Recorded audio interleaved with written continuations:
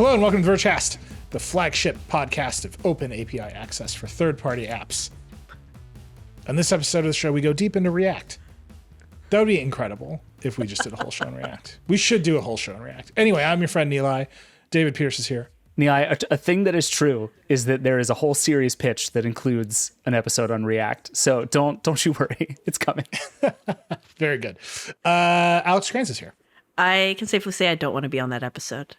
Yeah, Alex is like Rust for life. Yeah. I don't know what these words mean, and I hope people get very mad at me. I've learned that's the secret to online engagement. Can we make bumper stickers that say Rust for life? I feel like we'd sell a lot of those. I want to be clear. I don't know what these words mean. Jay Peters is here. Hey, Jay. Hey, I also cannot tell you what Rust is, so I'd buy the sticker, though. We can Google it. The problem is that we'd Google it and get a result from a Reddit forum that is down. And that's really the show today. So we have a lot to talk about. We had to talk about the Vision Pro. We got a lightning round coming up. But the story of the week, which Jay in particular has owned top to bottom, is what is going on at Reddit. I will tell you, the listener, now. Jay, 5 minutes ago, was on the phone with Reddit CEO Steve Huffman in what I think we can only describe as a somewhat contentious interview. Steve Huffman does not want third-party apps. He does not care for them, it appears. No, it shouldn't be a surprise if you followed his AMA last week, where he also said that he wants apps to pay the fees or go away. But in my interview with him, he kept that same line and believes very strongly that third-party apps should pay up or go away. So there's a lot going on with this story. On Wednesday, we had Christian Seelig, the developer of Apollo, a third-party app. We sort of got the developer and user side of what's happening with Reddit. It's important to talk about the Reddit side of what's going on with Reddit. Jay, walk us through what's been happening at the company. So at the highest level, this all comes down to API changes that were announced in April, which the company at the time positioned as a way to monetize their data that had been used to train AI and large language learning models. CEO Steve Huffman gave a big interview to the New York Times to this effect. At the time, though, we didn't know how this might affect third-party developers. And at the end of May, third-party developers learned how it would affect them. And it turns out the cost would be, for the vast majority of them, very, very, very high, to the point where now we know that some of the biggest apps are going to have to shut down, and users are really unhappy about that. And the company's perspective on this is kind of muddled, right? It started out as we're mad at ChatGPT and Google for scraping Reddit for all these years and using them to train large language models. And it's ended with, and we hate this third-party app that's developed by one guy in Canada. Well, so I think it might be useful to back up even one tick further than that. Because I think the thing that has been true about Reddit for a long time is it is the best source of information on the internet, right? Like it's sort of a truism of like people who love the internet, that if you want useful information about a product, you like append Reddit to your Google search, because that's where all the good product information is. It's where all the good conversation is happening. It's where all of the good stuff is, right? Like Google's a mess. We've been writing a lot about the disaster that is SEO. Reddit is wonderful, right? And the thing is, Reddit has never for 1 second figured out how to like build a business out of this. And so it has just like floated along as this like lovely internet place that has an alien as a logo. And then recently has decided, okay, we want to be a public company. We want to be an ongoing business concern that makes money. And so they have spent the last couple of years really trying to find ways to be a successful business that could be a public business. And that really turned again when ChatGPT became huge. And it was like, okay, it's very clear that Reddit's data is valuable, not just to people on the internet, but to all of these companies who are building these AI models. And I feel like it started right at that moment to like, okay, our data is literally valuable in a monetary way, and we have to figure out how to squeeze more money out of it than we ever have before. And that's like, it's 15 years of work that they didn't do that is all kind of coming back right now. And now they're doing it in the stupidest way possible, right? Like they're shaking down third-party developers. So I think that's right? They need to make money. They want to go public. They've been talking about it. This idea that other big companies are going to scrape their site and use that to generate outsize AI profits has got to be annoying them. They're just screwing up how they are talking about this. Like, more than anything, Steve Huffman in particular seems determined to just tell the users of Reddit what's going to happen. And I'm just reading the transcript of your interview, Jay. It comes through in text. What was it like in person? It was contentious, is what you said, is the best way to put it. I wondered, after seeing the AMA and seeing the company's response to this, I wondered if it was coming from the top. Like, I couldn't think of why else Reddit, which has previously been, I feel like, very responsive to its community, willing to listen, make adjustments as needed. That's not the case here. Steve Huffman believes very much in this business decision to charge more for its API, and he is going to go through with it, hell or high water, because I'm not 100% sure at the end of the day why he wants to do that, but I think it's the combination of making money from these AI companies and to run out these third-party apps that he believes have built businesses that are in competition with Reddit itself. I get it. Yeah. So this is like David hates it when I talk about decoder on the Vergecast, but this is like a decoder trope, is that two things that look the same on the internet, often one of them is much more valuable than the other, right? So accessing Reddit through Reddit makes much more money for Reddit than accessing Reddit through Apollo. And so if you're just looking at Reddit, and he says this in your interview, if you type Reddit into the App Store and Apollo comes up and you pick Apollo over the Reddit app, you are making less money for Reddit. So I understand that, right? That framing, that these things are in competition. These experiences are in competition, and one of them generates more revenue for Reddit than the other. I don't know, and I'm wondering if you got this sense when you were talking to him, if the API pricing actually equalizes that, or it just gets rid of the competition. My sense is gets rid of is the latter. Unfortunately, that's what I think it is.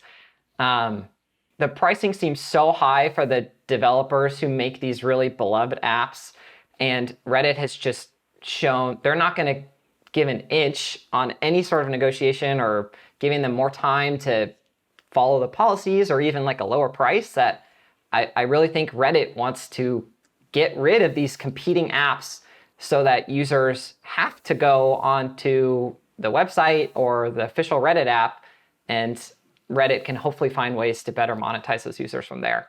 So I'm going to read the audience's quote from Steve Huffman to Jay real quick, because I think it really puts a lot into perspective.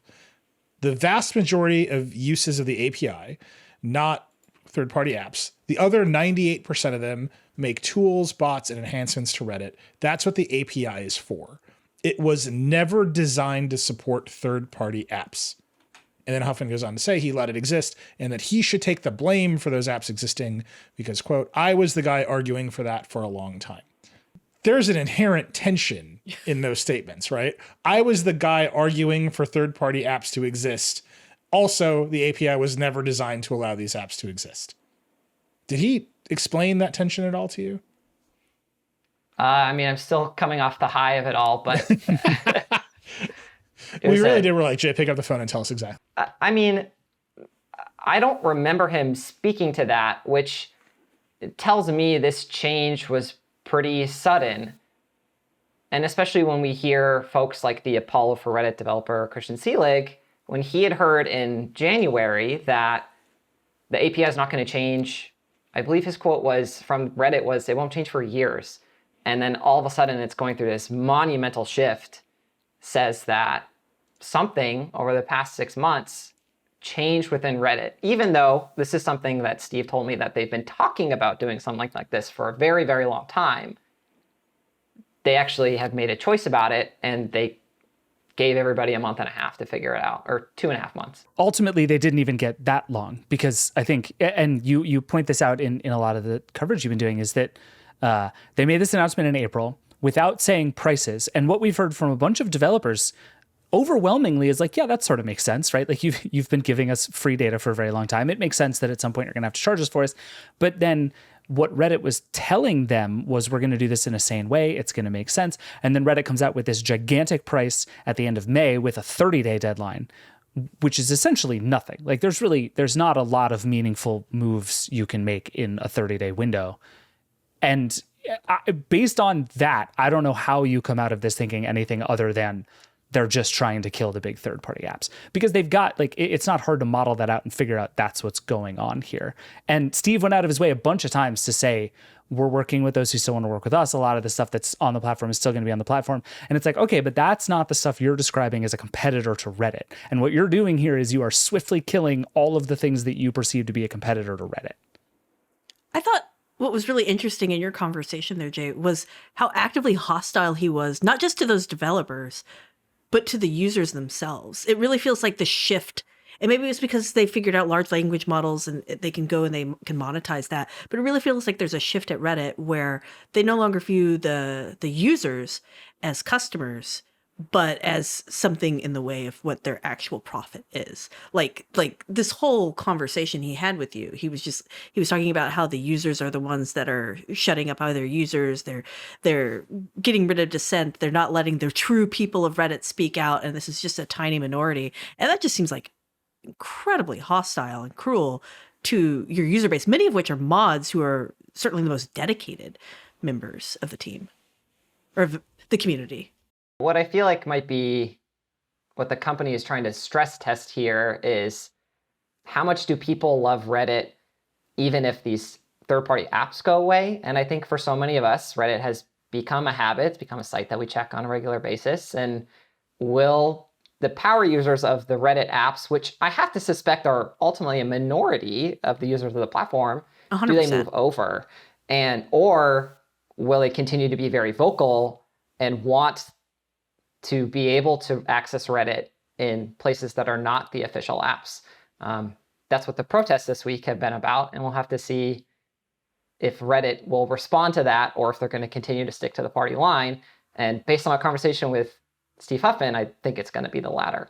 I think that the confusion I continue to have with this, and maybe you can give some insight, he repeatedly says it's costing them $10 million a year in infrastructure and costs to support these apps, which make them very little money to no money. And he views that as almost they're stealing Reddit profit and stuff like that.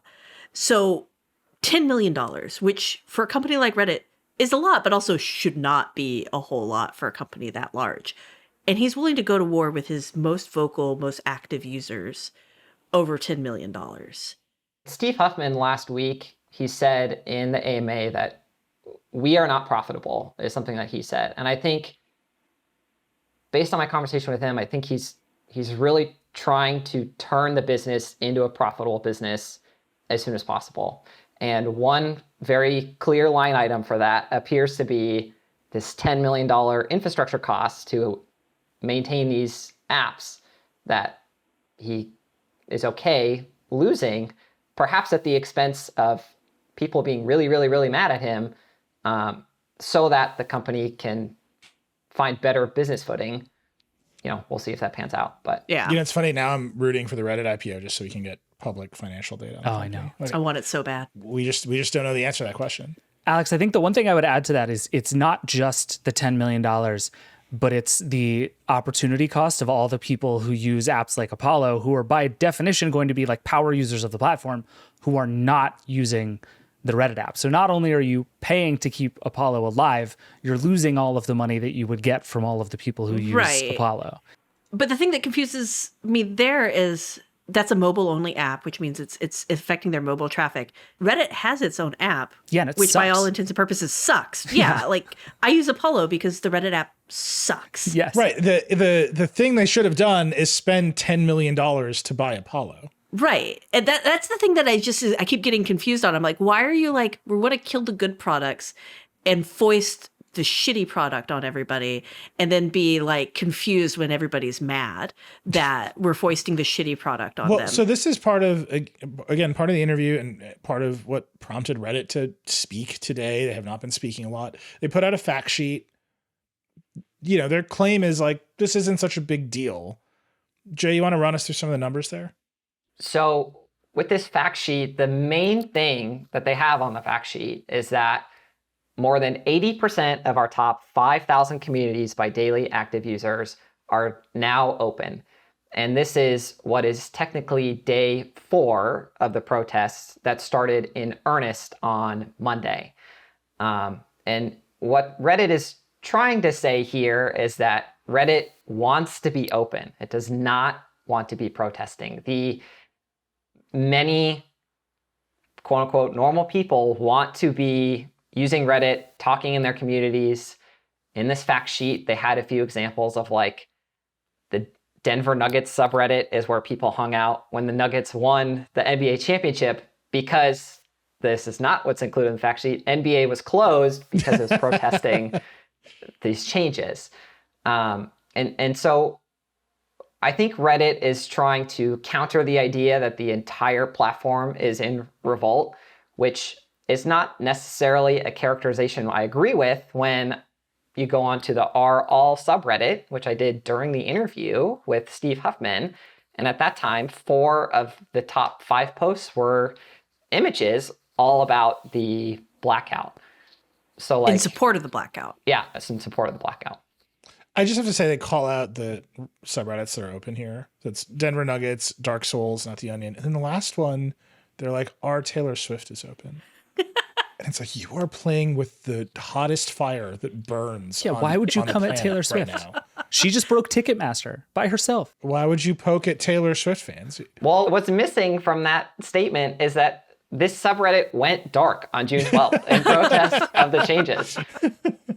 I believe it opened up on the 14th, which many subreddits did because that was the original intention of the protest, was June 12th to 14th. But I just thought that was an interesting piece of missing context from the fact sheet. What I can't figure out is what point Reddit thinks they're making there, because I do think it's true that there are a lot of people, even on the blacked out subreddits, who would like them to be open, right? That this was designed to be a problem for everybody. It's designed to prove a point, and the only way you prove a point is by causing trouble, right?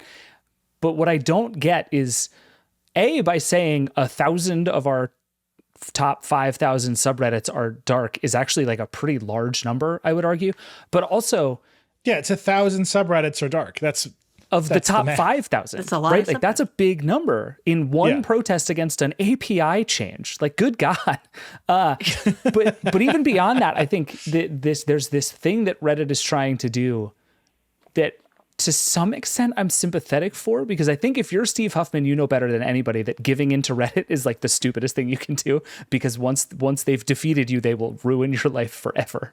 and I think that's probably true. But on the other hand, I like, there's just no part of this in which he sounds sympathetic to the people on Reddit and what they actually want. He just seems to be like holding his nose and saying, we have investors to appease, screw the rest of you. I don't know. Is that, am I overstating that, Jay? Like, did you get any sense that the guy like wants Reddit to be successful and happy? Wait, no, wait, hold on. Clarify that question. There's Reddit, the business, successful and happy, and there's Reddit, the community, successful and happy. Fair. I guess I mean the community. Yeah. And I think what Reddit always talks about, and what Steve even said to you, was a reminder that Reddit is a platform run by the community. And then everything else he said seemed very community hostile to me.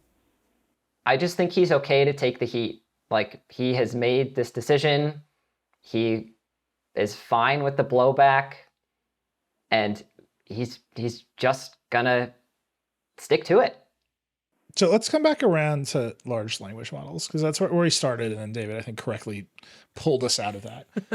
But most people are putting together what we have put together is Reddit sees a bunch of big companies using Reddit's user data to train large language models, and they're going to go and be even richer companies. And Reddit's, I think, somewhat rightfully annoyed by that, right? And then somehow they're taking it out of these like independent app developers. Did you ask him, are you talking to Google and OpenAI? I feel like the Reddit-Google relationship is a very complex one. Google needs Reddit, and Reddit kind of doesn't need Google, but also needs Google. And now it's getting even weirder as Google trains data. I did ask what the AI companies response is to this. And he mostly just said that we're talking to them. We're having conversations with them. I tried asking one or two different ways, and he didn't really get into specifics. So I don't know what those conversations look like. I don't know if OpenAI is like, yep, we're going to pay this. I don't know if Google says, yeah, we're going to pay this. And we haven't heard anything from those big companies saying that they are going to pay these fees either. Well, how much of that is a red herring for the other big thing that's happening with Reddit, which is they want to do an IPO, right? Like there's rumors of a planned IPO. They filed confidentially at the end of 2021. Mm-hmm. And you'll notice that's a year and a half since they filed confidentially. It's been a long time. It sounds like, based on my interview, that that's something Reddit still wants to go through with, but Steve Huffman didn't really give me any sort of timeline. And so I don't know if it's like the goal is once this transition is done, that they really start to move forward with that. Do they see if the AI companies spend a lot of money on them that gives them a really great revenue stream? I'm not quite sure how that's all going to shake out. Because if you go like Galaxy Brain, it's like, okay, the reason they're killing, like I think he's pretty clear on, the reason they're killing the API, the reason they're killing third-party apps is because that's taking money away from them. And they want that money. And they would probably really need that money for their IPO and to like make it successful. They want to show that they've got users. They want to show that they're driving ads. And so this is a quick, fast, easy way for them to do that. While also they're off negotiating their with the LLMs. Mm-hmm. Does that seem, did I go too Galaxy Brain? I mean, I think it's hard to get a really clear picture of what Reddit wants to do here besides shut down this API. Besides kill third-party Make sure apps. that no third-party app developers are making any money and potentially monetize their data for AI training models. And I think save costs at the end of the day. You know, Steve Huffman talked about that $10 million infrastructure cost. They're not profitable. They need that 10 they're not mil. profitable. So they got to figure out, if they want to IPO and look good for investors, I think they really have to try and put their business on as solid footing as they possibly can. And I think what's interesting there is you say their business, it's becoming increasingly clear their business is not the communities. Like, and that's something that they said over and over again was, you know, our community is our business is our community. We love our communities. It's so important to us. It's the driving force of Reddit. And it's like, well, no, it's not if you're willing to piss off this much of the community. Right? Like, ultimately, that's not your business. That's not your priority. You think it almost like we were talking about this earlier today in a meeting, that Reddit has such good data on individual communities that like it should be able to build a strong business that's also maybe not super hostile or like overly like annoying, because there's lots of really focused communities who care about really specific stuff. That seems like really easy to target ads to, in my opinion. Yeah. But clearly they want to make this broader statement about you need to be on our version of the app and not somebody else's. Yeah. I'm just reading through this interview, and at one point, Huffman says to you, I did my AMA. I took my beating. That's in here. Well, let me remind you about that AMA. He answered 14 questions. Nobody said when he was done. I had to ask Reddit, and they had to tell me that, and I had to post it in the AMA for people to find out that the AMA was over. So yes, he took the beating, but for a guy who probably knows how AMA decorum is supposed to be, I don't know if he did the best job there. I'm just like reading this interview right now, and what I'm getting from it over and over again is a sense that Steve Huffman thinks other people are getting more value out of Reddit than Reddit, the business, is getting out of Reddit. And what I don't see here, and what I haven't really heard from the company in this 18-month run-up to an IPO, is how Reddit's going to get more value out of Reddit. And that is just weird to me. We see this value that apps like Apollo are getting, and he's got a line in the transcript that's like, 95% of them, like Apollo, uses our logo, they take our data for free and resell it to users, making 100% margin, and they use that, and that's competitive. Okay, like, sure, I understand that. You should charge a fee to Apollo to regain your margin. Maybe that fee will be too high, But that's just a business conversation, right? You just show up to the third-party developers and you say, look, we need to get some margin back from you using our data. Here's how much we think we need to get. We realize that we've allowed you to do this for free for a long time. Let's walk down the road to the right answer. You can come or go, but like you'll feel like you're at the table. We need to go yell at Google and Stability AI and OpenAI and whoever else to make sure they're not scraping the site. That's all just recovering the money. I haven't yet heard an idea for like, and we're going to make more money with X. And that there's just a break there that I think is really important. Well, what I think is interesting there is this pricing, at least for like, let's say Reddit wanted to build a robust third-party app ecosystem. It doesn't feel like this pricing is a way to do that. Yeah. I mean, again, I think what we keep coming back to is that's not what they want. They want people to use the API to build tools that enhance the core Reddit experience, which they will then monetize. Yeah. Jay, you've been on this like crazy. I encourage everyone to go read all of Jay's reporting this week. Read this interview. It is important to hear what Reddit and Steve Huffman are saying in their own words. So read that. I think we're just reacting to the fact that Jay just had this experience, which was quite a lot. But go read it. I mean, take in what they're saying. Jay, what do you think happens next here? I've been asked that a few times this week, and I'm very sad to say that after the interview, my opinion hasn't changed. And I think the app shut down on June 30th, and I think Reddit keeps going, and I think the users stay really mad. But until Reddit responds in some way to these protests, which it really hasn't, and the protests have lost a little bit of steam, at least at this point, and we talk on Thursday evening, I don't know if Reddit's going to budge. And it makes me sad to say that it feels like Reddit might quote unquote win here, but they're so strong in their conviction to get rid of these apps, move forward with the API changes, and maybe monetize from the AI companies that I think they're just going to go forward. Yeah.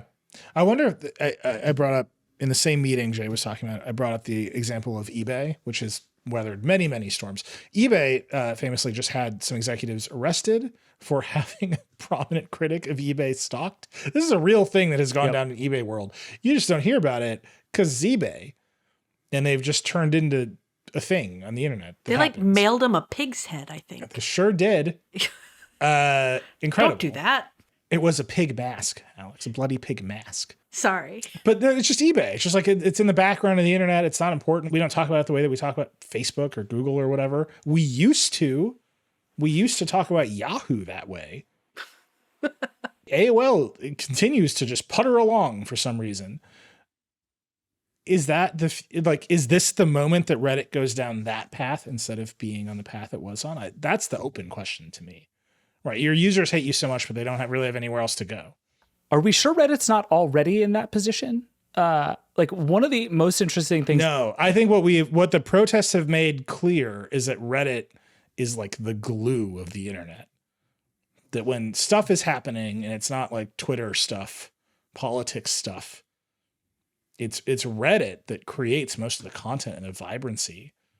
That's why people append the word Reddit to search. From a community perspective, absolutely. Reddit is incredibly important. And I think it's only become more so as people have run away from Facebook and Twitter. Like Reddit has benefited from a lot of that. And Reddit as a company has figured out how to make more money over the last couple of years. I just found an article I was looking for that basically Reddit, as of a year or so ago, Reddit and Pinterest were about the same size, and Pinterest was making about 3 times as much money as Reddit, just to put some of the numbers in perspective. And Pinterest is famously under monetized and not doing a great job. You know, they've offered us the CEO of Pinterest for code, and I'm going to be like, what are you doing? What happens there? That's my plan. It's you have a mall. Why is it not making more money? And like Pinterest is not doing a good job, and it makes 3 times as much money as Reddit.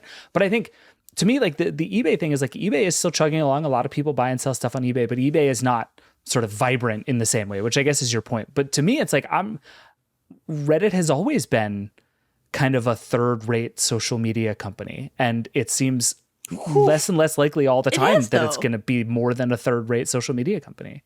Like Reddit consolidated forums, all the forums that existed in the world. They still are out there, but Reddit became the new kind of hub of forums, an easy place to search.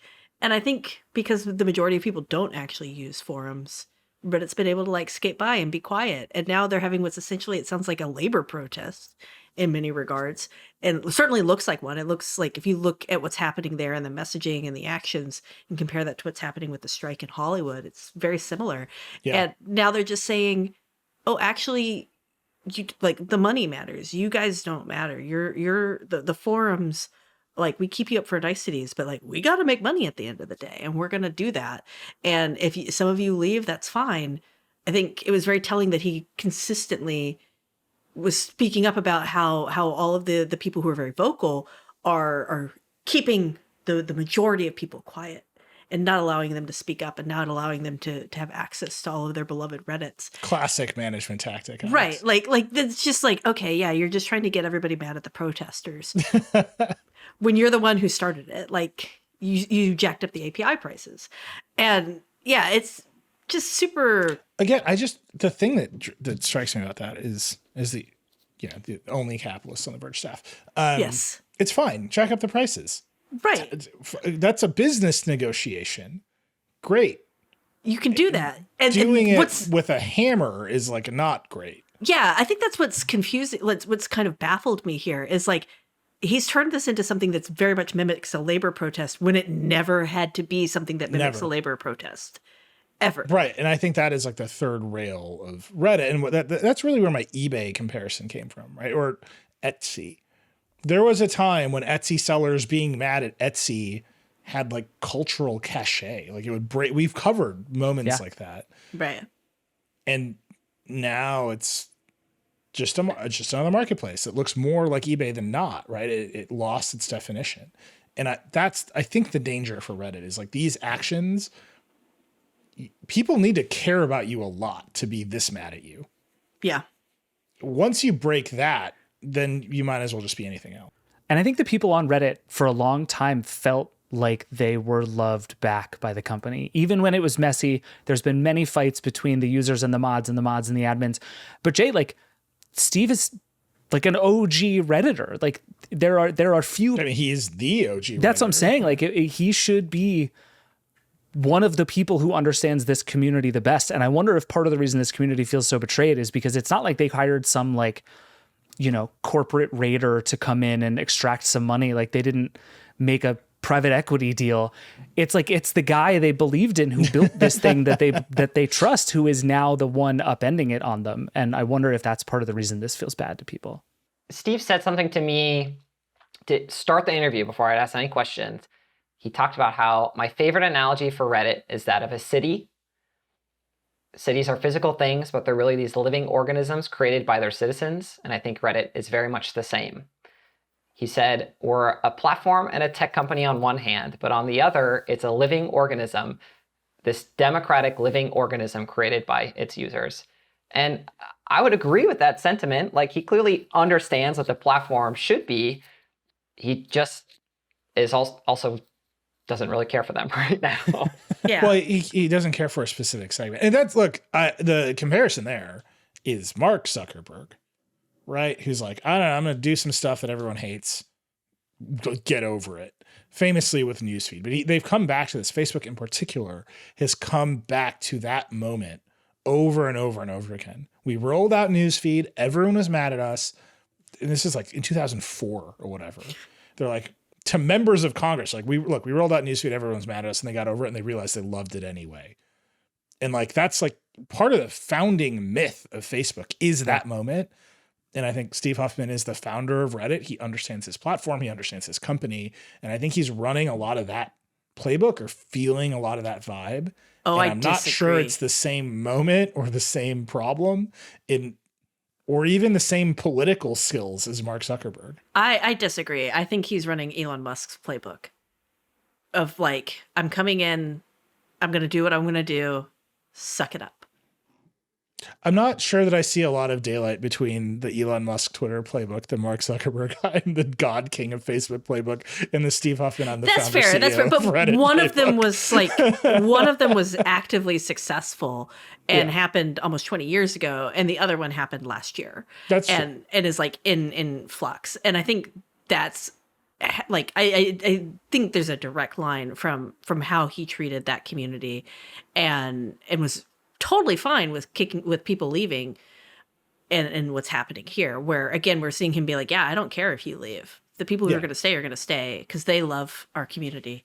I guess what I'm saying is, like, if you believe that Reddit is a city, the thing that you are is the mayor of that city, right? You're not the dictator of that city. And that's the turn where you are also a politician, and where Zuckerberg was actually good at historically, his being the politician at the top of Facebook. Loved, hated, admired, feared, whatever. He knows he has to play that role. Yeah. And he does it. To whatever amount of success you believe he does it, he knows he has to do it, and he does it. And he has Adam Mosseri doing it for Instagram, right? That's why Instagram changes a button from green to blue. Adam's out making a video being like, we made the button blue. Here's all the reasons we made the blue. Like, and everyone yells at Adam, and he's like, if you don't like blue, maybe next week we'll change it, but probably not, right? Like, there's an amount of communication and presence for these leaders. Elon, very present. whatever you think of what's going on with Elon, you cannot deny his constant presence. Yeah, he's out there kissing every baby on the forehead. No, he's not kissing the babies. He's telling the babies they're stupid. He's like, why aren't you making me money, baby? Make more money, baby. Jay, before we let you go, can I ask you a Reddit drama question? I've been trying to figure out what is going on with all of these subreddits who are claiming that they're being forced open and mods are being removed. And there's like all this intra subreddit drama. What is going on? Can you explain this to me? This is like my favorite subdrama, and I can't figure out what's going on. So maybe on Tuesday, earlier this week, there were claims that subreddits that were private in protest had been forcibly reopened by the Reddit admins because reasons. And the ones I'm aware of claimed were Advice Animals and Tumblr, which my understanding is those are pretty big subreddits. But it's been hard to track who says what about which person doing which thing. And it has also been very confusing to me. Reddit, to its credit, said in the fact sheet today, we are not shutting down discussions or unilaterally opening communities. Okay. So Reddit says they're not doing the thing that some Reddit users say they're doing. Because the conspiracy theories on both of those have been rampant. People saying like Steve is editing people's answers to his questions. Like it's been out of control the last few days. Steve has edited in the past. No. He has been busted doing that, actually. But I think I would suspect he's not doing that in this case. But he's also, people have not been very happy with him recently. He's living his life. He's doing what he wants. Good for him. I mean, to be fair, if I had unilateral control of Reddit, I would probably do a lot of dumb things too. What can you do? I want you to know that I edit every comment on the Verge.com every single day. There's a reason every comment ends with Nilay is so smart. It's just a little macro I've got going, a text expander script. I always wondered. Yeah, I just get in there. At the end of the day, it's like it's my meditation. We thought it was just our community. Yeah, turns out. Jay has been doing absolutely killer work on this story. Go read all of his stuff. Read the stream. I suspect it's going to keep going until June 30th. So we've got much more to come. Thanks, Jay. We got to take a break. We'll be right back with more Vergecast.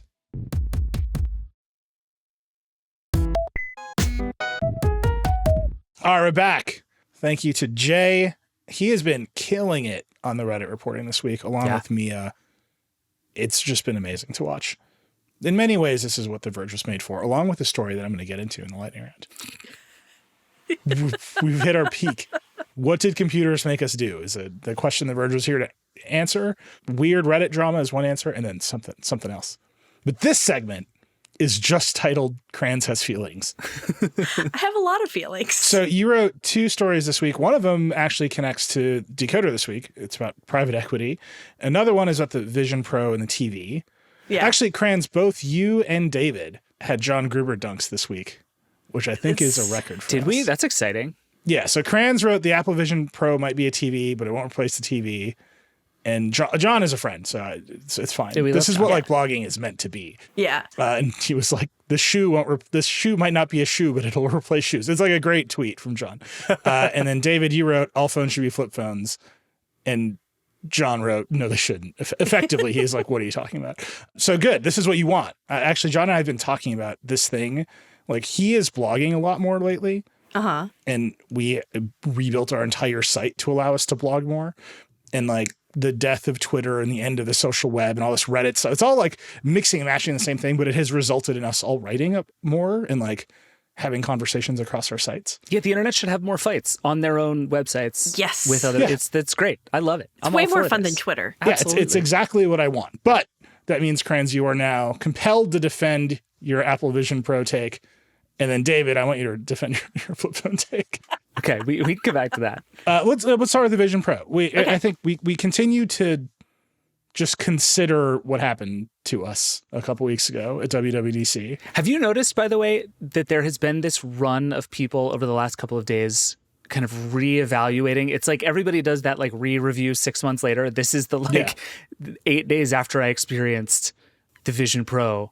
How do I feel? And it's just a lot of people like processing emotions about gadgets, which is very funny. It's been a really interesting week of like re-coverage of that 30 minutes people spent wearing the Vision Pro. I am this close to mandating that every story we write about the Vision Pro have a screenshot of Apple's video, just a frame grab of Apple's video, where the father is taking a photo of his kids playing. And so they're playing and he's next to them in the headset. And I'm just like, we should put this in every story we write about this product. Constantly remind people. Just bring people back to the essential nature of wearing this around other people. Which is kind of Cranz's point, right? Which is Cranz's point. Yeah, it leads right into it, which is this is not really what TVs are for. Talk about it. Yeah. So basically we had a big fight in Slack, largely because Gruber had this great piece about how he was still thinking about this thing and how great it was as a TV and how they were going to sell a lot of units because it is like a TV. And I was like, okay, that's true. I agree with him. It's like a TV. I agree with David. It's like a TV. But it's not going to actually replace the TV because TVs are communal by nature. Even though most of us probably don't watch TV with other people all the time, they're still relatively communal things. And this thing is very isolating and expensive. And TVs are cheap. And there's a lot of conversations about how, this thing is going to be really incredible because you're going to be able to watch NBA games from courtside. And like, we can't even get NBA games in 4K. When are we going to be getting 3D NBA courtside? Like, let's come on, guys. So it really was like thinking about how we've seen TV and stuff transform over the last couple of years and how that media is slow to respond. And the same thing's going to happen with this product. Even though we do have this commitment from Disney and everything, this feels a lot more like 3D TV than it does 4K TV. And even 4K TV has been really struggled to adopt and get content out there. Yeah, I've been thinking a lot about this piece, Alex, since you and Richard and like half our staff were fighting about this in Slack. And the thing that I've come around to is I kind of think that this eyesight feature ends up being like culturally and technologically the single most important thing about the Vision Pro. Because like one of the things that happens, at least in my life all the time, is I sit on the couch and my wife sits next to me on the couch and we both look at our phones and we don't talk to each other. We're both doing our own thing, but we're in the same space and there's something to that. And I think part of what feels so isolating to me about some of these headsets is like, if I were to sit there and put on my Quest 2 and start playing a game, like I have in a very real way gone somewhere else, right? In the sense that like, I can hear her less. I can't see her as well. She can't see me as well. She doesn't know what I'm doing. That's just like the dynamic changes, even if I'm sitting next to you with my headset on versus I'm sitting next to you looking at my phone. And eyesight in particular, this feature where you can see someone's eyes through the headset when they're doing something. And we don't know exactly how this is going to work with content. Can I watch a movie and have eyesight on? I genuinely don't know that we know the answer to that. I think the answer is no. Okay. I think eyesight only happens when you are talking to someone outside the headset. But even that is messy, right? Because one of the things we got in the demo is this idea that like I can be watching a movie and you start talking to me and you sort of fade in. Like, do my eyes fade in as that is happening? Yeah, I think this is why we weren't demoed it. I don't think they figured all those moments out yet. That's fair. Because the basics of it are very simple. They take a picture of your eyes and they show them on a screen. Like, I don't think eyesight's going to fix the fundamental isolation problem, though, because the fundamental isolation problem is you're sitting next to your wife. You're both, in this world, you both have spent $3,500 minimum on these headsets. You're both sitting on your couch next to each other, wearing them. You can look and you can talk to each other. But, if you're looking at something on your phone, you're like, this is stupid. You can show it. You can just look at it and be like, honey, look how stupid this is, and hold it up to her face. In this, you can't do the that. classic phone interaction. When I think about people who love each other, it's like, look how stupid this is. But you can't really interact in that same way that you do when you're just sitting on the couch watching TV and on your phone or something. And I think that the fact that you can't interact that way, that isolation is gonna restrict use cases a little more. Well, spin that out all the way to the ideal hardware, right? I keep coming back to the idea that the Vision Pro, as it was announced, is a simulator of what Apple really wants to Which do. is AR glasses. Which is AR glasses. Okay, so now we're both wearing AR glasses. There isn't a dumb battery pack in our pockets. We've solved enormous technical challenges. No virtual eyeballs on front of... Right. We're both just wearing a pair of Ray-Bans. And we're sitting next to each other, and something dumb happens, and I need to show it to you. There's still a problem there. The friction, I agree with you. It's psychological and emotional friction. I mean, practically, I'm looking at a virtual object on my display, and I want to show it to you on your display. And I've got to get two different computers to agree on that. So, right? Okay. Hey, look at this. Is no longer me holding you a pile of atoms. It's no longer me showing you a pile of atoms. It's me trying to send you a bunch of bits. And that is just hard. It's just harder. Historically, it's harder. I don't know. Are we going to get to a point where we've solved all of the technical problems to make AR glasses, but AirDrop isn't good enough that I can just nod my head towards you and you see the thing that I'm looking at?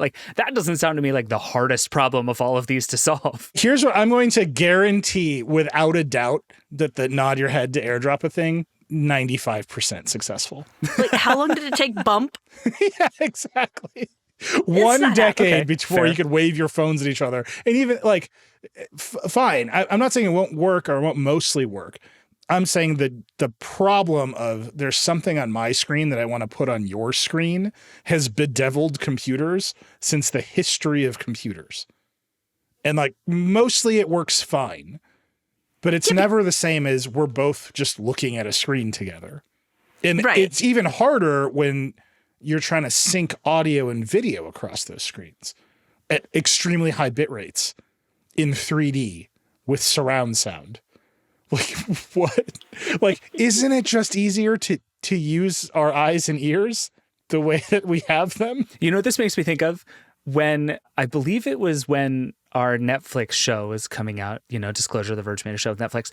We all got on Netflix's sharing platform to watch something together. Do you guys remember this? And as it turned out, anyone who joined this thing could control it. So every single person that joined just instinctively pressed play to make it play. But actually what they did was pause it. So we got 100 people playing and pausing this thing. And so maybe you're right. Maybe we're never going to be good at this. Well, and Apple has SharePlay. They have begun to build the infrastructure they need to solve these problems. I'm not saying they're not working on it. I'm not saying they won't be 95% successful. I'm just saying, even if you spin it out to it's just a pair of wireframe Steve Jobs glasses, you have solved some of the most challenging physics and engineering problems in the history of computing. It's still all right, I gotta Bluetooth some shit to you. There's just something there that, okay, we've put up an expensive screen in the room and we're going to perceive it together. It will just forever be superior. Yeah. A TV is always going to be superior for that reason, right? You're always just going to be able to turn on a TV. It's a solved technology. It's way, way, way, way, way cheaper. And I think that's really crucial when we talk about this. We talk about because ostensibly I'm the ideal user for the Vision Pro, right? I live alone. I love TV. I love content consumption. Yeah, having a 105-inch 4K beautiful display in my home at all times, always in front of my eyeballs, sounds like the best thing in the world. But it also sounds like the worst thing in the world. It sounds just deeply unappealing. it's like, it's expensive. And it is that isolation factor is there. And for me personally, I wouldn't be able to get over the fact that like, I'm just sitting in my house in a huge, like, not huge, sitting in a fairly large apartment by myself, completely isolated. This is the Steve Jobs dream, a huge house devoid of furniture. And somehow there's just Macintoshes everywhere. Just everywhere. Have you seen that? There's a photo. John Lennon's kid, got a Mac in the 80s for his 9th birthday. And there's a photo of Steve Jobs on the ground with Andy Warhol. And he's like showing him how to use this 9-year-old's Mac. This is like what everybody wants, right? Yeah. Now just imagine that Steve Jobs and Andy Warhol were wearing headsets at a 9-year-old's birthday party. And he was like, look at my headset. Yeah. It's dumb. I think it's kind of stupid. And somebody after I wrote that piece immediately hit me up and was like, thank you. I don't think this is going to replace it, because every time I use my husband's headset, I have to then wipe off like my face that's on the headset. And there's always like that intimate kind of grossness that headsets demand. Oh, dude, I use somebody else's laptop and I'm like, get this garbage away from me. Most people have natural scrolling turned on. A disaster. And now you're going to put that on your face. Yeah. Which is much more sensitive. By the way, people have asked us this. As far as I can tell, there's no profiles on the Vision Pro. So it's just one person. It's one person, and there were hints that there would be a guest mode, but there would be no like user accounts, which it seems like an enormous miss for the first version of this product. Really? Yeah. I think it's the opposite. Like this is like a win for people who want a reason to not give this to their children. Like this is I think this is a really good thing for Apple to launch on like the 3rd version of this. I'm not at all surprised this doesn't have family sharing stuff on it yet. I mean, if they want everybody to have a headset because everybody's going to be living in this AR future where you're wearing face computers all the time, then yeah, you don't necessarily want profiles because face computers are just harder to share with other people naturally. So it's like, no, we discourage you. Everyone go spend $3,500. Kit your entire family out. Yeah.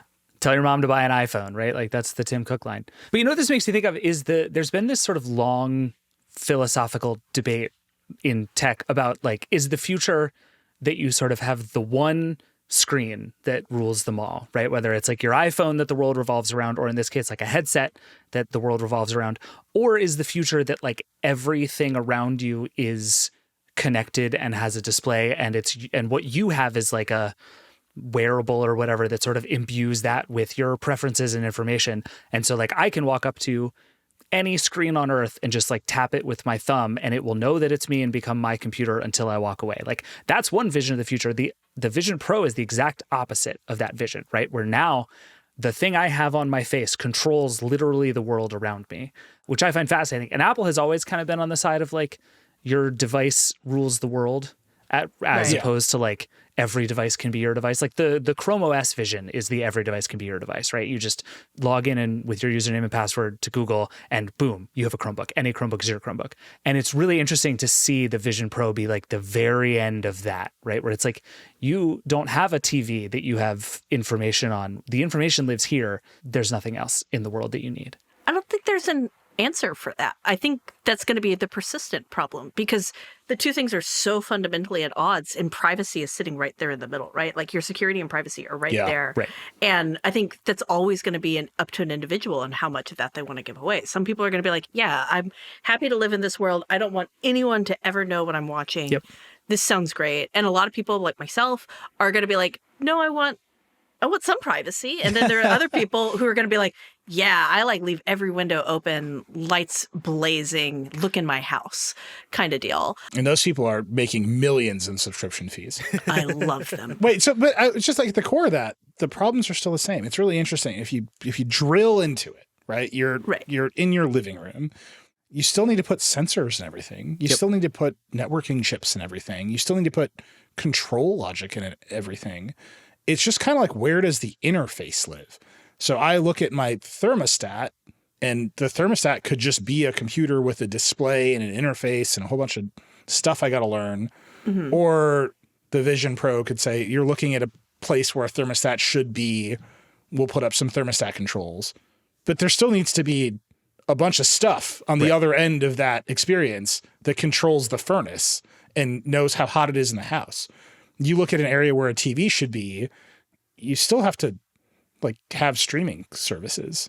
And I think you run into the other situation, and this is coming again from someone who lives by themselves, has a whole home kitted out as a smart home. People still come over to my house. They I still have people over. That's your first mistake. Yeah. Like, that's the first mistake. Beyond the walls of the Z-Wave Alliance, you shall not pass. But people visit, and then if they want to do things like one of my friends, I didn't know this. I had forgotten. I set it up so anytime I took the dog for a walk after dark, it would turn all the lights off to save electricity. I forgot that, and she was like, "Okay, I'll stay in your house watching TV while you go walk your dog." And then a minute later, she was just texting me being like, "I'm in complete darkness and everything's off. What do I do?" And I think the Vision Pro exacerbates that problem, right? Somebody comes over to your house and they're like, "Can we watch TV?" You're like, "What kind of?" No, but they have their own Vision Pro. Theoretically, they have their own Vision Pro, but realistically, no. That level of adoption is so far down the line. It took us how many decades to fully adopt TV? Right, and then the privacy problems are even worse, right? So again, even if you solve it, it's just a pair of glasses. And everybody's got their glasses on. And they got to come to your house and connect to your network and get control of your devices and blah, blah. And it's it's actually a little bit better for the computers to be physically air gapped a little bit. Yeah. That's not the right word, but you know what I mean? It's you can't actually control this unless you're touching it is a meaningful layer of security. Yeah. Yeah, you don't want the guy who's coming over to install your fridge to be like, "Oh yeah, I'm just going to go adjust the thermostat." You watch him do that in real life, you'd be like, "Dude, what are you doing?" But with the Vision Pro, he could just be reaching out. Or we live in a horrible world of sharing passwords for augmented reality devices. Ooh. It's coming. It's coming they're going to have to solve the bump problem, right? They're going to have to figure out how they airdrop it. Again, if you're the sort of analyst out there who writes Apple fanfic, there are some of them. What you're doing is you're saying, okay, Apple's the beginnings of all of these technology solutions are getting made, right? So the contact sharing with Bump, Share Play, this, that, all these little branded Apple features will coalesce into an amazing AR experience. Yeah. Maybe, but right now that is fan fiction, and that's fine. Fan fiction has led to a number of things in this society. 50 Shades of Grey. It started off as fan fiction. Maybe one day your Apple fan fiction will turn into reality. I can't predict the future, but I know that it's not now, and I know that those problems are real. Here's the thing I really want to get into, and I don't know the answer to this. I've been noodling on it. I'm just going to put out a call for submissions. Okay. I keep talking about this formula for things that you wear, where it's the amount of time it's on your body versus the amount of time you fiddle with it has to be lower than the amount of value it gives you. And I think the Vision Pro is going to make it clear that it has to be the most utility ever. Yeah. Right? Yeah. A watch, a pair of glasses on your face is extremely useful, right? If I didn't wear my glasses, I couldn't see. So I want them on my face all the time, and I will deal with cleaning them and generally being worried about the zombie apocalypse. If there's a zombie apocalypse, I'm done. We're boned. I'm these glasses are the most important things in the world. I will hold both of your hands and lead you to safety. Don't worry. It'll be fine. It's find the 2020s and we're going to build our society around them. But they're really useful. So you deal with the amount of care you have to put into them. My smartwatch, Apple has generally increased the amount of utility, and I deal with charging it every night.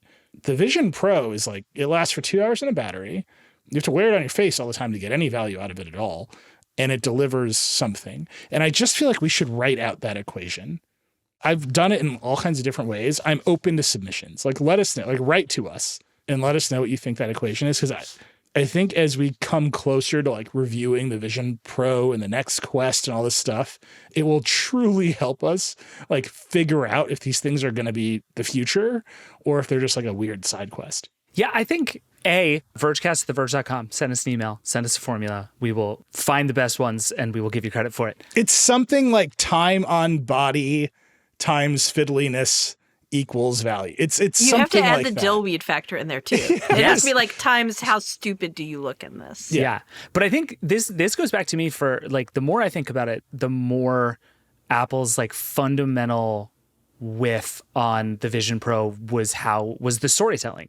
And it's the guy at the birthday party. It's the woman doing laundry. It's like Mark Zuckerberg had that good zinger where he was like, all the pictures of this are someone sitting alone on their couch. Like, I think that's true. And I think what's going to be true about the Vision Pro is that it's going to be very cool for very specific episodic things, right? Like Chris Grant said this on the Vergecast a while ago, like VR is great for things you do for a short period of time and then you take the headset off. And I think if Apple had said that, or like shown us versions of that, where like, here are things you can do in this that are cool, this is not a lifestyle product yet. And Apple would never say that, but they could have told stories about it differently because it's not a lifestyle product and it's a really long way from being a lifestyle product. But the idea that I would put this on, do something in it for a couple of hours, and then take it off and go about being like a regular person in the real world again, I think is much more compelling than this idea of like you are going to wear this headset while you do laundry and go to birthday parties for the rest of your life. But this is what I mean about it's a simulator. They showed us what they want it to be, and they built like a hardware simulator of what it can be. Right. But they still told everybody that this is what it was. Like, I think the big problem with Apple and the messaging, and I think you're totally right, David, it is they did bad storytelling here. The story was, we have a vision of the future. Here's your first taste of it. And instead they're like, here is the future. Now you can have it. And that's just wrong. We did it already. Yeah. Like that's... no, you didn't. To be fair, and I have criticized the Apple Watch launch more than anyone, I think, I would point out that they announced the digital crown as an input device on par with multi-touch and the mouse and the click wheel. Didn't work out. But what they didn't show you is they didn't show you pictures of somebody sitting there at their kid's birthday party, like using the phone as the watch as a viewfinder. Right. But they showed us supermodels running through Africa with a first generation Apple Watch, which we now know is a completely foolish idea. Like, I run through Africa every day with my watch. They showed us that thing where people were sending heartbeats to each other, which, by the way, I accidentally did to Joanna Stone the other day. And she's like, what are you doing?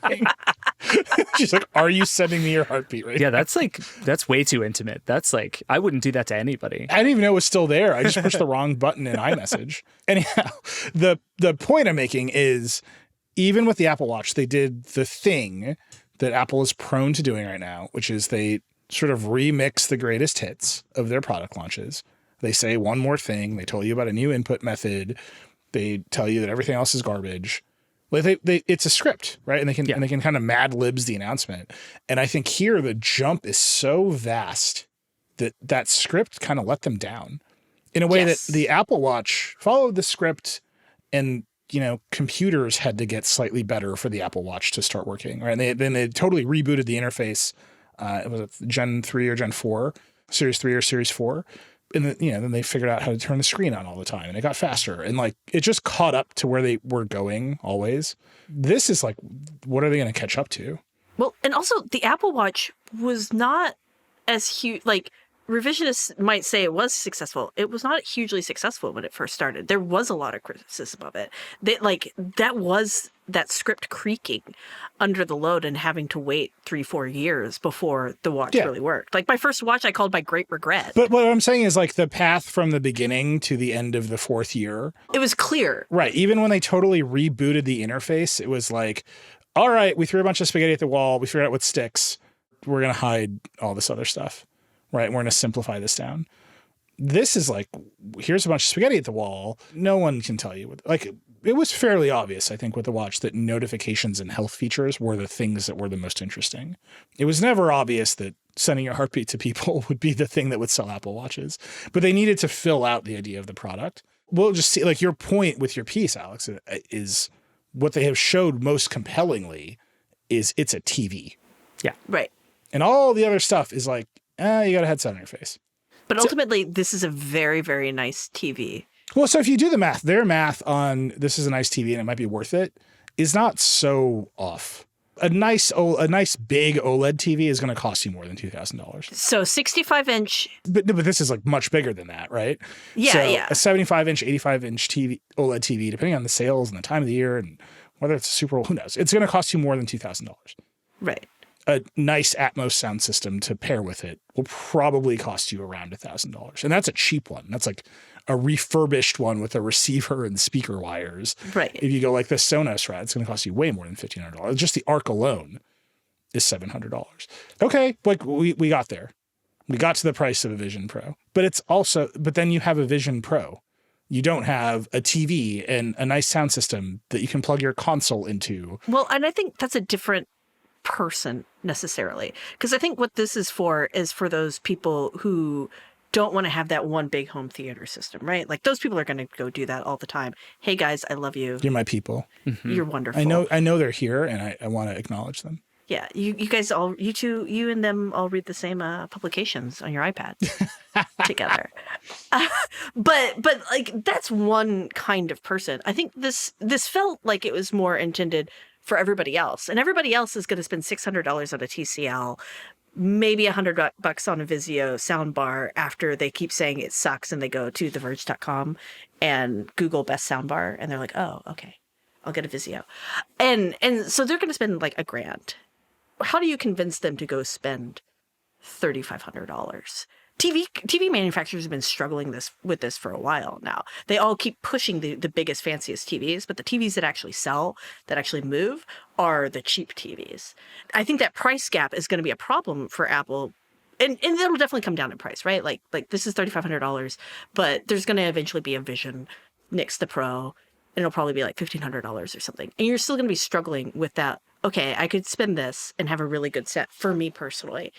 Or I could have something that like is much more flexible and can do a lot more. And I think that's where they're going to struggle. But they don't have to. They're not trying to displace the TV market right now. Like, right. But that's what they're going to have to compete with because that's what they've made. They've made like a competitor to the TV. Right. I think we're both saying the same thing, which is in the end, no one is going to cross shop this with TVs. Yeah. But in the end, the value proposition is look at this TV.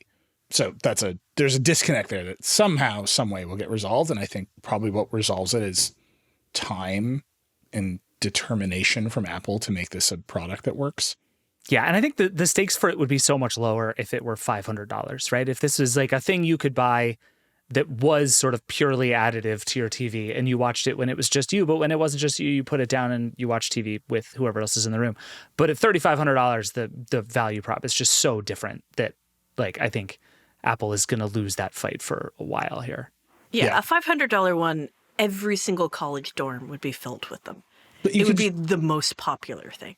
There's a long way to go between this product as it exists and $500. Oh yeah, we're not getting there just the anytime displays soon. Alone. Yeah, this thing costs 100%. $3,500 because it has to. Yeah. Yeah. All right, we should take a break. Cranz, you also wrote about the Instant Pot and what happened with private equity, and I just want to point out They're bankrupt. they got purchased by a big private equity firm that did some private equity stuff, and now they're bankrupt. Yep. This was a pretty simple business. They made Instant Pots, and then once a year they sold Instant Pots. When everyone's parents bought them an Instant Pot. Like, it wasn't a complicated business. The connection I want to make is Cranz wrote a piece about how the search for endless growth tanked this company, which happens over and over again. And then just by coincidence, this week's decoder is Brendan Ballou, who's a federal prosecutor, who wrote a book called Plunder about how private equity is destroying American markets. And you should just go listen to it and then consider the Instant Pot. It's a very good episode. As everyone knows, I hate Decoder and refuse to listen to it, but it's a good episode of Decoder. We'll allow it. I have never been more surprised. Like, Sundar Pichai's on Decoder, and everyone's like, good job. I'm like, here's a federal prosecutor who wrote a wonky book about antitrust and private equity, and everyone's like, this is the episode. It's like, okay. I know we've cultivated an audience of nerds, and even to me, sometimes it's surprising what people are nerdy about. Wait, before we take a break, I have one question, which is, Alex, were you as sad as you seemed writing this story about the Instant Pot? You seem very sad about the Instant Pot. I was just bummed. I'm always bummed when private equity like kills something that's cool. Stop doing that, private equity, but they won't because they love profit. I do love my Instant Pot. Well, they're not. The bank isn't taking it away. You're kicking down our doors, reclaiming all our Instant Pots. This is why you should buy things that don't rely on cloud services, because the bank can take that away. That's true. That's always, true. Always on my mind. All right, we got to take a break. We'll come back. We had a little lightning round, and we'll wrap this up. We'll be right back.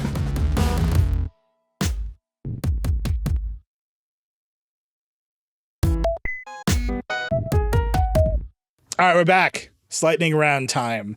David has picked one for me, and in retaliation, I've picked two more for myself. But David, why don't you begin? Yeah, I really played myself on this one. The good news is mine's very quick, so we can leave 2 or 3 hours for your several. Mine is that Instagram added a feature to its status update thing in the app that will now show what song you're listening to. And I just want to give real, genuine kudos to the Instagram team and Meta as a whole for doing its damnedest to bring back the away message. Yep. I have been saying the away message and status things need to come back for years. I believe in it with my whole heart. I wish this were like an open standard that worked everywhere and I could like change my Slack status. It would also change my Instagram status. Like that'd be rad. But this rules. This is AIM away messages coming back via Instagram. And I just want to applaud Instagram. I think they do a lot of bonkers things and it's mostly a bad app, but notes and the whole status feature is very good. So congratulations, Instagram. Well, they're doing that and they added broadcast today. Instagram is quickly turning into the everything app. Yes. Eat it, Twitter. Like you can just see where it's going. It's kind of neat, but it's also, boy, you open Instagram and a lot of things are happening.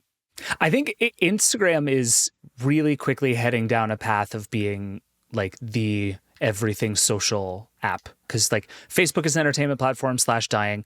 WhatsApp is only ever going to make money by helping you chat with businesses. So they're leaning really hard into like shopping. They're doing some social stuff, but Instagram is like, especially if their Twitter competitor Threads sort of attaches to Instagram in an interesting, useful way, like this becomes the place you share stuff with your friends.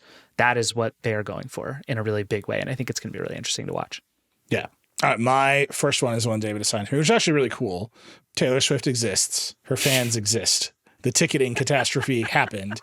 That led to a series of hearings. Live Nation / Ticketmaster, along with a bunch of other ticketing companies and Airbnb. So Live Nation, SeatGeek, Dice, and Airbnb. It's so funny to me that Airbnb is part of this. Well, you know why, but they have announced that they will no longer have hidden fees. They're going to disclose the total price while you're shopping. And this is like a classic, right? A threat of regulation. Like Taylor Swift fans were so upset that the government was like, what if we regulate these companies? And they're like, what if we just do what you want? Don't regulate us. And Airbnb is in the mix because people are so pissed about cleaning fees. Yep. So Airbnb like also sees the writing on the wall. And so all these companies are going to be more transparent about their pricing, which is wholly a good thing. I think it might be better if there was more actual competition in the space, but I will take whatever crumbs of transparent pricing we can get. Yeah, they're going to take this to be a huge victory, but what this actually is just they know that they can charge whatever they want. So instead of hiding the fees, they're going to tell you about the fees. But if you want to go see Taylor Swift's Eras Tour, you are still going to pay the dumb, enormous, monopoly-riddled fees because you have to. So like we have not solved our problem, but we've solved this much of the problem. Let me read you. I mean, it's called the Breakup Ticketmaster Coalition. I don't think this quote's going to be surprising. Here's what the Breakup Ticketmaster Coalition said about this announcement. Live Nation Ticketmaster's announcement today is a half-hearted attempt to ward off a looming DOJ investigation into addressing the real issue, its monopoly power over live events. Yep. Yeah. That's Taylor Swift would have written that better. What the Breakup Ticketmaster Coalition would say. Also, do you actually want the fees broken out? Like every time the fees get broken out, I just get really annoyed about the fees because then I'm like, why am I paying all these fees? Yeah. I don't want to see. I would rather not know it all and just be like, why is the... But then you pay them. Yeah, I still have to pay it either way. But one way I can be like, you know what? Maybe this flight really did cost $1,000. And I don't need to know about like the $100 gas tax fee that got passed on to me that Delta could have paid for themselves. They do that to make you mad at the government. Yeah, they're trying to make me... But instead it just makes me mad at the company. And like, I just want to not be mad. Besides the price itself. I have bad news for you about the current state of American markets. You're going to be mad. All right, Cranz, what's your lightning round? Something I'm not mad about is Steam looks nice. Like, yeah. It's looked pretty nice versions of it, but you know how sometimes you're using Steam and you go to a tab and you're like, oh my God, what's happened here? They've started to like make it a little more cohesive. Everything's running together. There's a new Notes app, which is a lot of fun. And Sean Hollister, like, absolutely adores it. And I cannot wait to, like, start using it on my Steam Deck. And it's just like, it's a nice thing. Something I'm not mad at. There you go. Yeah, something I didn't want to rage at. I want to do something positive. I regret to inform you there's a $100 gas tax for the damn Steam update. Okay, I got two more, but they'll be really fast. One, Twitter, I got to work copyright law into a Vergecast somehow. Twitter is being sued for $250 million by the Music Publishers of America because they just don't pay any licensing fees for music. It's hilarious problem for Twitter to be in. This is like the most solved problem for the major platforms. These are just deals they all can take because the companies know that music on these platforms is a lucrative marketing channel for them. Whoops. Well, and my favorite part of this is the other things that Twitter decided not to pay for this week, which were like its Google Cloud bill, apparently. And that's become a whole thing. They're getting evicted from an office in Colorado because they stopped paying rent. Like Twitter's new biz dev strategy is just like, don't pay any of our bills and see what happens. And it's a move. It is a move. Yeah. It certainly worked for some people. I would just say that the don't pay the music industry move is not one that traditionally works out well for anyone. Fair. Including the music industry. Metallica's. Yeah. They just going to come collect on you. They want their money and they're going to get it. Okay. And here's my last one. I want to end on a high note. This is the most important software update of all time. The Meter Smart Meat Thermometer has gotten a software update. MEATER. That's very important. It's very good. It's owned by Traeger. This was a big deal when they acquired it last year. It now supports the dynamic island in live activities in iOS. What does it do? You're smoking a brisket. You just glance at your phone. It'll tell you the internal and the ambient temperature right there. And it maybe I actually have very little success getting this to work. It will calculate the time remaining. Our computer's good at math. Who knows? You got to wrap it in brown paper. It's all good. Yeah. My favorite thing about this is the stupidest thing I've ever heard, and also for sure the best use of the dynamic island that anyone has discovered since the dynamic island. Think about the amount of engineering that has had to occur for this to happen, right? The Meter people had to make a thermometer with a wireless chip in it that could survive the heat of a grill and work. And it actually has two different thermometers in it. That's just a feat of like miniaturization in packaging, all in and of itself. Apple had to make the iPhone. Can you imagine if the meat guys had been working on the Vision Pro? Yeah. Oh, I imagine it every day. Can you imagine you look at your grill and it just shows you a bunch of grill information? This is the future. This is why you want the glasses. That's what you wanted. Yeah. My wife says that whenever I'm operating the smoker, she's like, the only words you say to me are temperatures. She's like, how are you? And I'm like, 207. And she's like, what are you talking? I don't care. And then the other day when we had the wildfire smoke and we were running the air purifiers in the house, she's like, I finally understand because I just want to tell you what number the air purifiers are at all day. And then she started calling them the smoke machines, which was a perfect name for an air purifier. That's about right. Yeah. Wildfire smoke event. Anyhow, those need to get updated for the dynamic island as well. I just want to tell you, the Meter Smart Thermometer has been updated to support the dynamic island on the iPhone. Is the sentence that the Verge was created to publish. A number of concepts in that sentence that normal people don't give a shit about is so high. But you, my people, you're here for me. Also, I want to thank Dave Lee for tipping me into that story because that's why we have readers. They know you. All right, that's it. Thanks to you, our nerds, for being with us. One story I want to call out, Mia wrote about Google, about the storefronts on Google and how they're like SEO disasters. It's part of our ongoing coverage of like the world Google has made in this time of change. It seems like a good time to look at what we built before we tear it all down and build something new. Go read that story. It's really good. And we have lots more Google coverage to come. Okay, that's it. David, what's Wednesday's episode? Next Wednesday, we're going to talk to Jen Toohey about a bunch of smart home stuff. This week was Smart Home Week on theverge.com. Like a lot of really great stories. I learned a ton about all of people's weird, insane smart home setups, including yours, Cranz. But we talked to Jen about basically like where to start and how smartphones should work, or smart homes should work rather. And then we're going to talk to Josh Jezza about a thing he's been working on for a long time that I can't tell you about yet, but is really cool. And it's coming next week. Very exciting. All right, that's it. That's Vergecast. We're back and roll.